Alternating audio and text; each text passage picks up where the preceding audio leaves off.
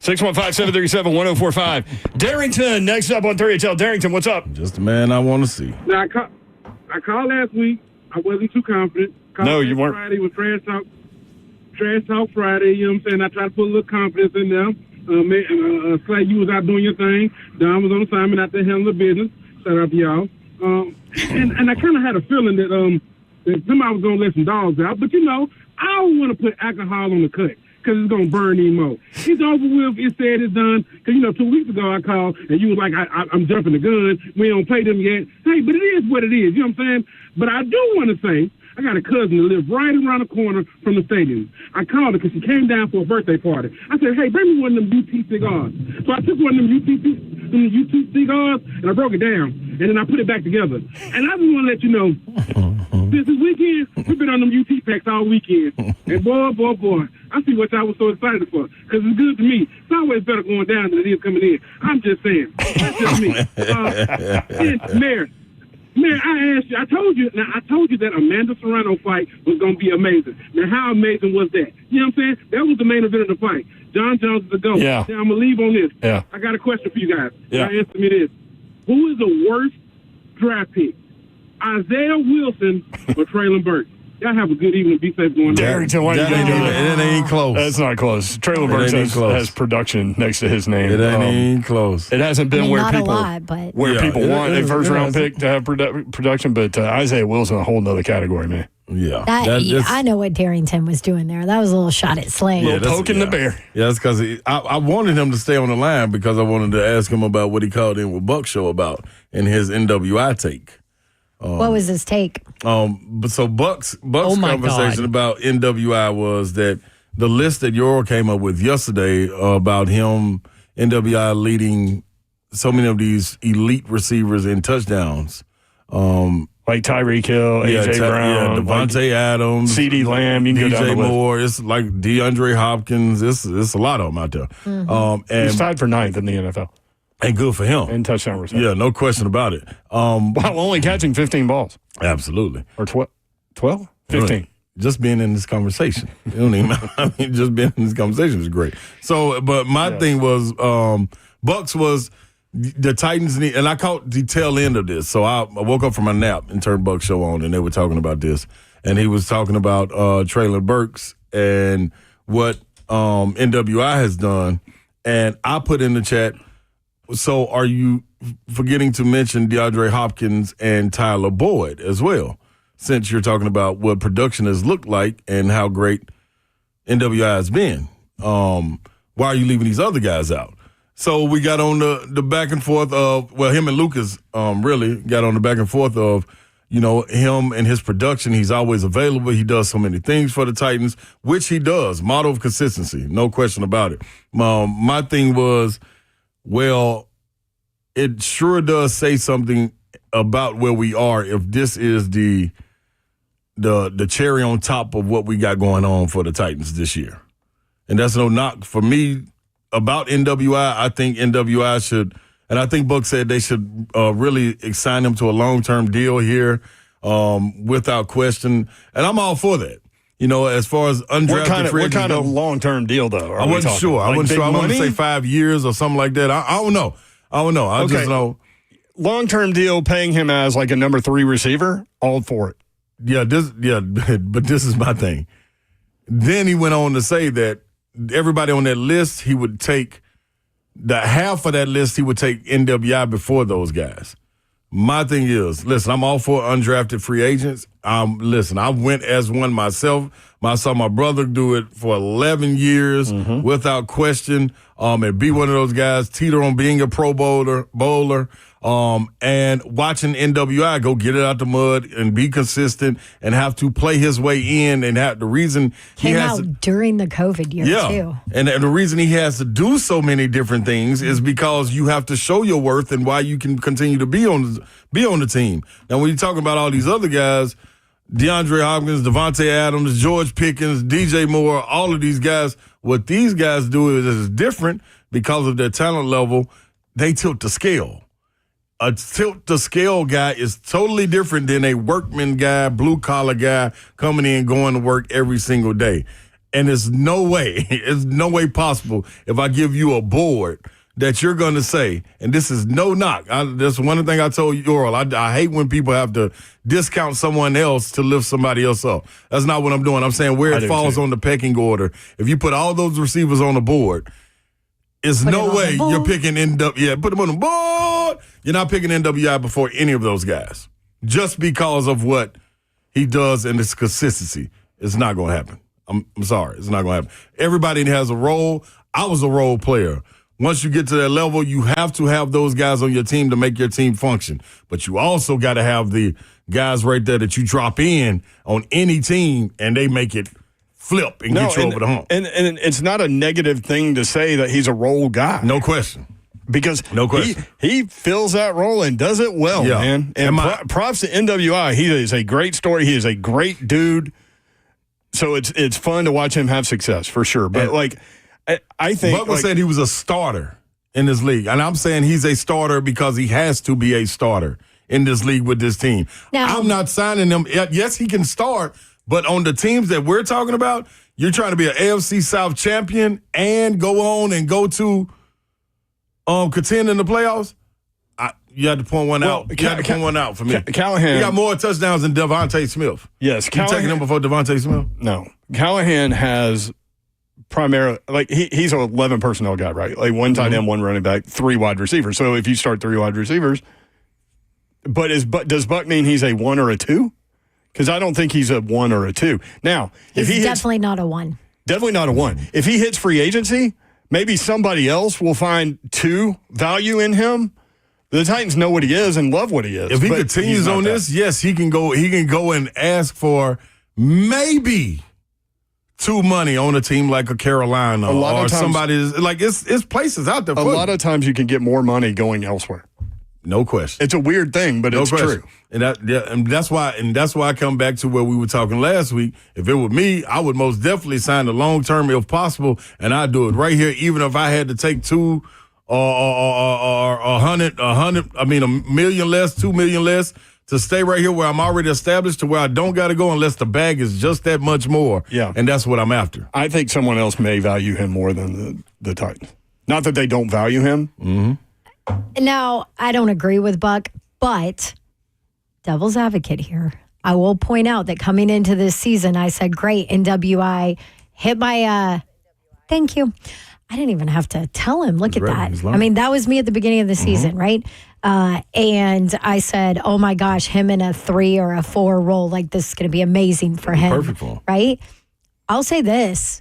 I feel like he's done enough and showed enough and consistency and catching balls and all the things to maybe allow you to argue that he could be a productive good 2 in this league. On what team? A team like this? I agree.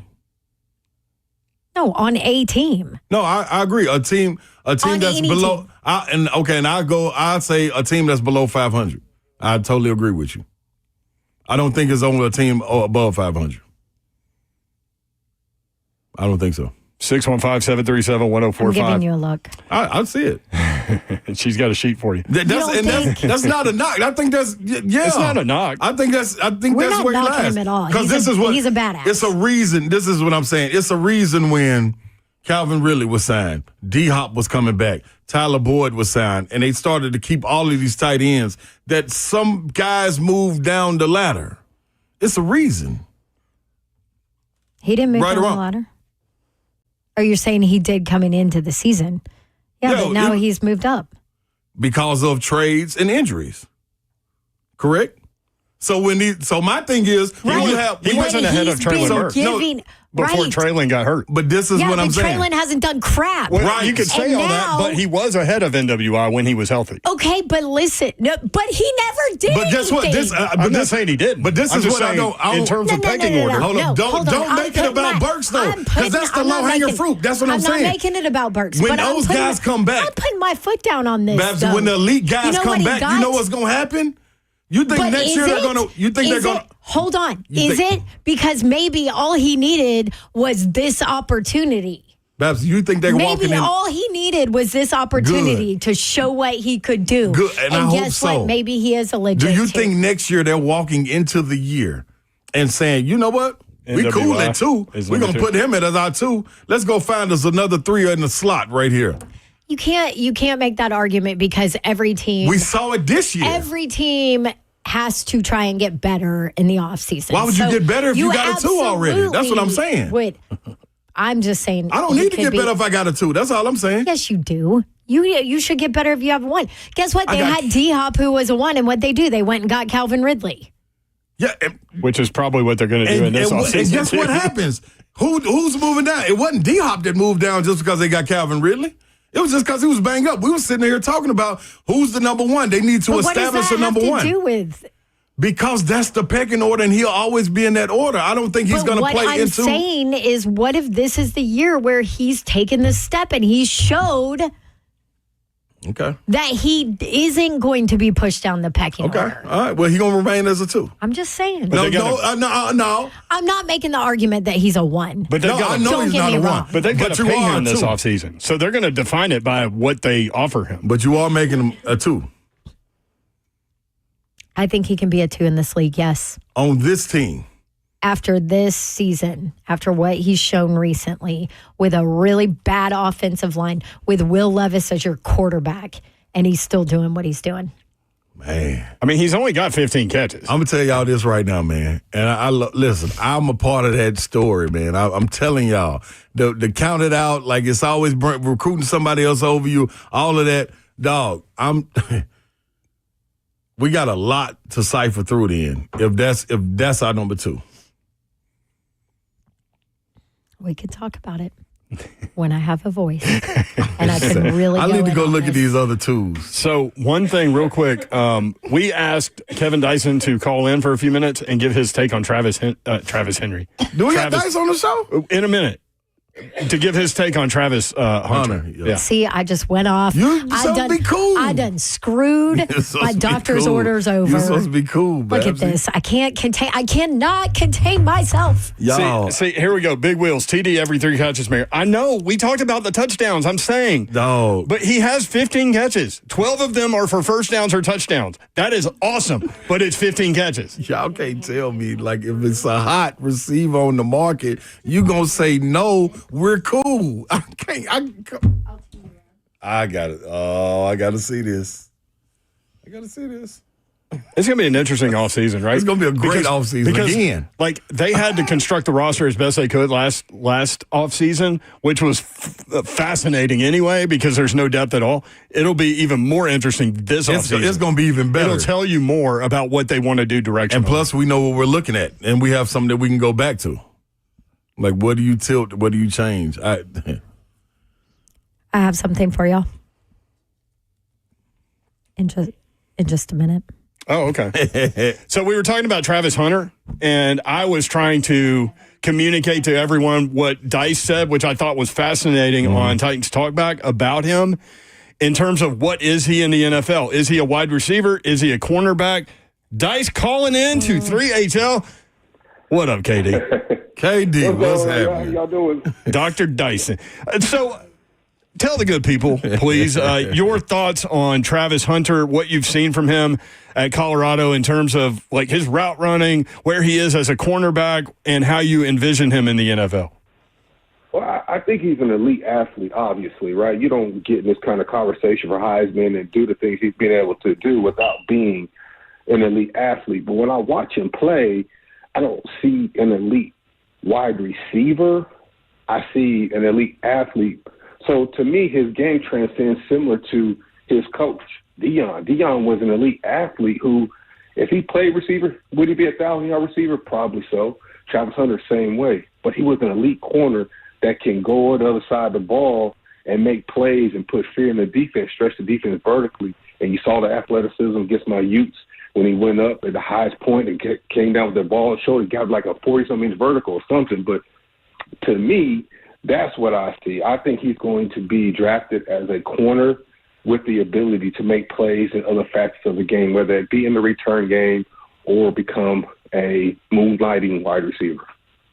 How ridiculous is he in terms of what he's doing snap-wise? Because he plays all of the defensive snaps, all of the offensive snaps, and we've just never seen that before. I mean, it's crazy. Well, and that's the thing that's crazy to me is the equality in it. Like, he's playing just-base snaps on both sides of the ball and no drop-off.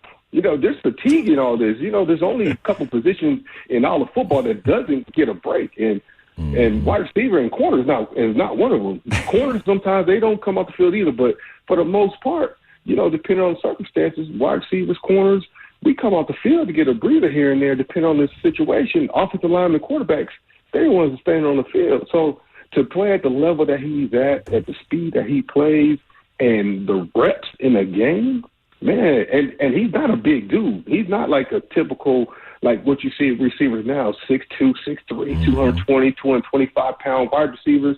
No, he's a slender dude that can move.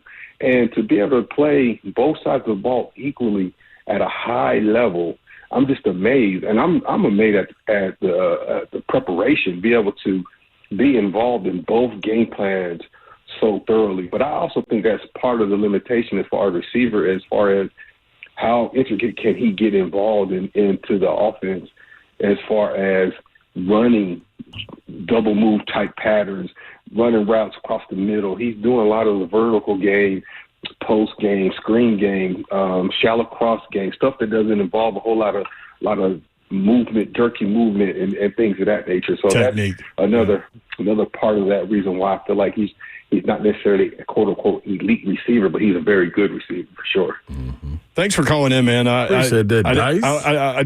got deep in it, and I didn't want to put words in your mouth, but I thought it was an interesting take on Titans talkback that you had about him. And also, like, does the lack of technical detail in his route running tell you that he mentally focuses more on being a cornerback? No, not necessarily. Okay. I just think because he is so skilled that he doesn't necessarily have to work on that part of the game. And it doesn't look like they ask him to do a whole lot more than what he's doing. Obviously, they're not asking him to run a whole lot of curls and a lot of comebacks and things of that nature. They're utilizing his strengths and implementing that into the game plan, just his playmaking ability. He makes tough catches look routine. That's hard to coach, man. That's just innate. That's just in him, that he's just a playmaker. But they don't ask him to do those things. So I'm saying all this, and that's just not to say that if he invested 100% of his time into being a wide receiver that he can't be that he's so athletic that he actually could be. That's why I say if he just wanted to become a 1,000-yard receiver in the NFL, could he do that? Yep, just like Deion could have. But when I look at him, he's almost a carbon copy of what Deion was, in my opinion, as a dude who you put the ball in his hands, he's dynamic, he's going to make a play. But if I ask y'all right now, was Deion an elite receiver? You would say no. But would you want him on your team and put him outside them numbers and tell him go route or a post or something like that? Heck yeah. Absolutely. Yep. Exactly. So, and that's kind of how I see Travis Hunter. Real quick on the way out, Dice, NWI. We just got in a little argument on this show. Not no argument. I'm sorry, we just got into a discussion, not an argument. In her head it was. She can't project toward you like she wants to. Has NWI showed enough in this season with a bad offensive line and Will Levis as his quarterback that he can be a number 2 receiver in this league? Well, I'm kind of fond of the kid, man, and I'll tell you why. For whatever reason, he keeps getting overlooked. They've drafted people. They've given people opportunities in front of him, and he just keeps going to work. And he has kept showing up on the page. He keeps showing up on film. He keeps showing up by making big plays. You don't see, and at least y'all can remind me of some. Maybe I'm forgetting some. You don't see the bonehead plays. When I mean that critical drop. Now, he's had some drops like every receiver drops the football. Very few go without drops, and I can probably name a Hines Ward one year caught 100 and something balls that had one drop, which is amazing. You know what I mean? So there's that. But when you think about him and his production over the time, I think he has proven that he deserves the opportunity that's coming to him. Now, is he a number 2, clear-cut number 2? Depends on what you're looking for. Like, is he a compliment to somebody like Ridley? I think so, because he's more of a rangier guy, a vertical guy, a guy who can stretch the field for you, obviously, and make some plays given the right kind of circumstance, the kind of right opportunity. But the thing I'm most impressed with him is he just continues to go back to work. He just continues to, all the times he's been bypassed by this draft pick and this free agent, he just continues to show up every time he gets opportunity. Dice, real quick, let me go on and hit you with this one then. No. I just need to know, is it a different responsibility when you come from being the guy that has been overlooked to now, all of a sudden, now you're at the number 2 spot and they got Calvin Ridley at the 1, you're at the 2, someone else is, I'm at the 3, Yours at the tight end spot, and you're coming in at the 5th spot. Now, is it a different responsibility and a different expectation put on you to deliver instead of, oh, look at this man. This man just keep popping off the tape. Yeah, I see you're trying to goat me. So listen. He's trying to use you to get at Babs. I heard it in the way he tried to, maneuver my answer. Just asking the question, that's all. Yeah, because Babs didn't do it either. You know what, Slay, you're right. Yes, there definitely is. Like you said, with more time, more responsibility, more money, more responsibility. Just like you get a new contract, more responsibility, more expectation. And when you start making more plays, more responsibility, more expectation. And that's not just from the fans or from your coach staff. The other teams are noticing too. You don't think Houston has looked at this man and said, "Oh, he just went 98 on him." You go. We can't just leave him over there. You know what I'm saying? So, yeah, absolutely. When you start making plays, people start taking notice, and then they start thinking, okay, I can't just single up over here and double this guy. I got to make sure I'll be mindful over here, or I can make sure I put my corner on him one-on-one that I think can handle him, and I can rotate coverage the other way. So that's what you want from a complimentary guy. You want a guy that makes the defense almost play honest in some respects, so they can't do some of the games and things like that to your number one. Thank you, Dice. Thank you, Dice, for being involved in our tomfoolery. Great breakdown of Travis Hunter, man. Hey, Bab, I hope I didn't throw you under the bus on that. No, you did. It's all right. Prosecution rest. She thought I'll get you, Dr. Dice. She thought she had Slay because she put you up against the break on your answer, but then Slay just rolled right through it. Zeph's yelling at us and all kinds of things. Hey, thank you, brother. Appreciate you, man. Appreciate you, Dice. Absolutely, y'all. Absolutely. Man, that's one of the best out there, KD.